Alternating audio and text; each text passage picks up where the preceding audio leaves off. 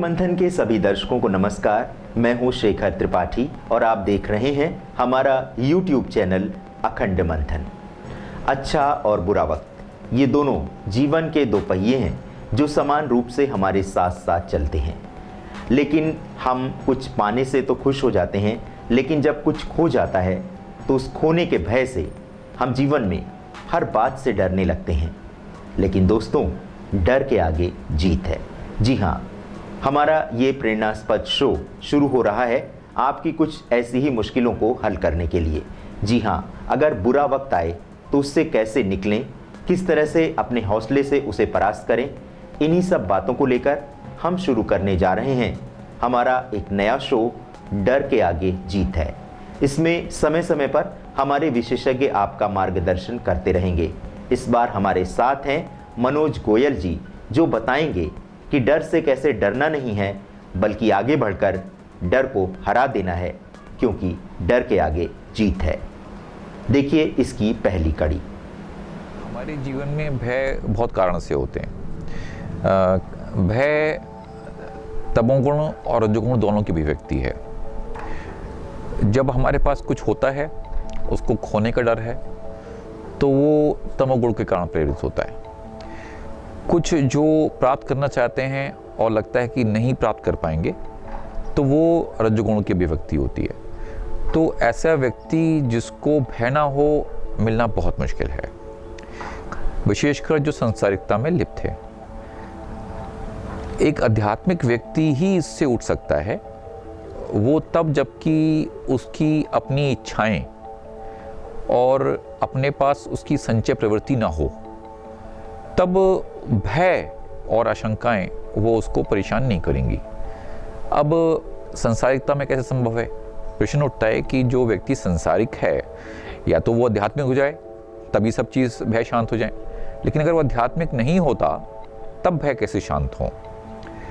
उसका निवारण सिर्फ एक और एक सूत्र से हो सकता है।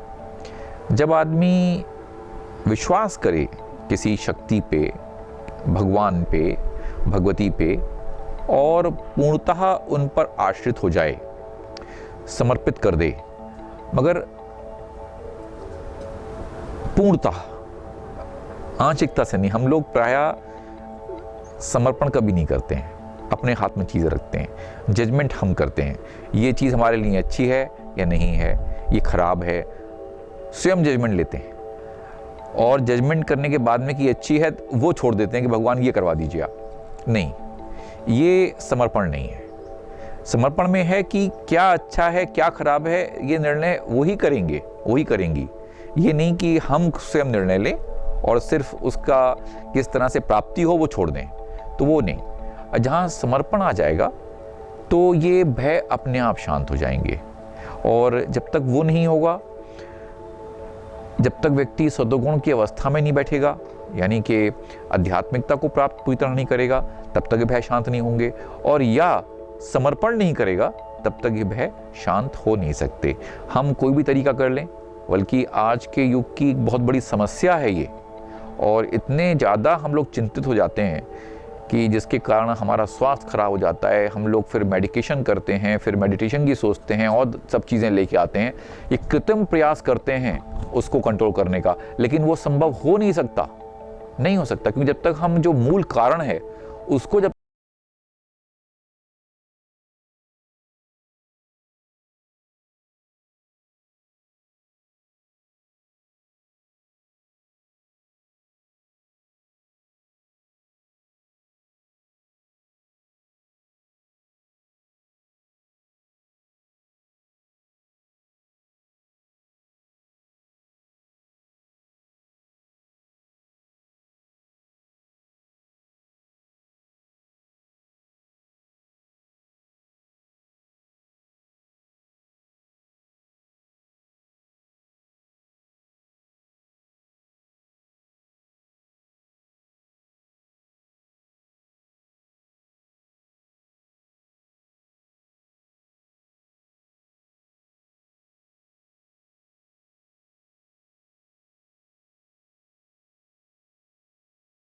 कि हम उसको लाने की कोशिश करें अपने जीवन में, लेकिन वो भी जब तक कि हम अपना भाव को संतुलित नहीं रखेंगे तब तक उस अवस्था में भी पहुंचना वो ठीक नहीं है।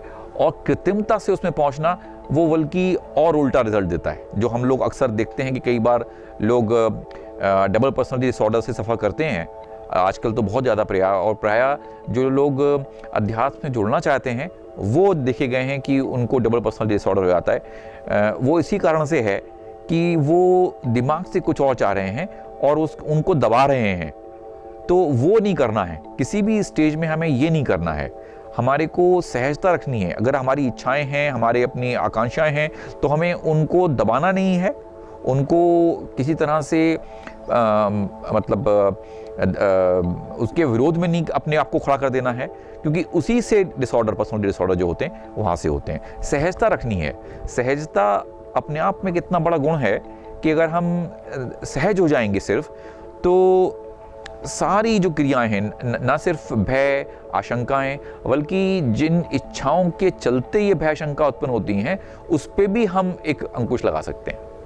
तो ये जो सहजता लाना है, ये किस तरह से आप ले आते हैं या किस तरह से लाना चाहिए? व्यवहार में किस तरह से सहजता है? तो बहुत अच्छी बात आप पूछ रहे हैं। सहजता एक ऐसी चीज़ है जो आपको लानी नहीं है। सहजता एक ऐसी चीज़ है जिसके लिए आपको प्रयत्न नहीं करना है। हम स्वभाव से सहज हैं, लेकिन हमने अपने ऊपर कृत्रिमता की इतनी परतें ओढ़ ली हैं, असहज हो गए हैं, दिखते हैं उसके कारण, तो हमें कुछ भी नहीं करना है। हमारे को अपने उस मूल स्वरूप पे पहुंच जाना है जिसमें हम किस सहज हैं। ये जितनी कृत्रिमता की परतें हैं, इनको ये अपने आप हट जाएंगे, इनको हटाना भी नहीं है। तो सहज बनने के लिए कुछ नहीं करना है, जो हैं बस वही रहना है। हमें कुछ दिखाना नहीं है, कुछ बनना भी नहीं है, सहज बनना भी नहीं है। सहज बनना भी कृत्रिमता है, क्योंकि सहजता हमारा अपना स्वाभाविक गुण है। बस स्वाभाविक हो जाना है। जो हम सोचते हैं वही हम कहें, जो हम कहते हैं वही करें। मैं ये कहूँगा कि अगर हम कुछ गलत कार्य भी करते हैं, अगर हम चोर हैं, हम डाकू हैं, हम समझते हैं कि हमारा चोरी डाकू करना किसी कारण से सही है और करते हैं वो, जो कि गलत बात है, लेकिन अगर हम ऐसा सोचते हैं तो हम उसको कर रहे हैं, तो हम उसको कहें कि हाँ हम करते हैं।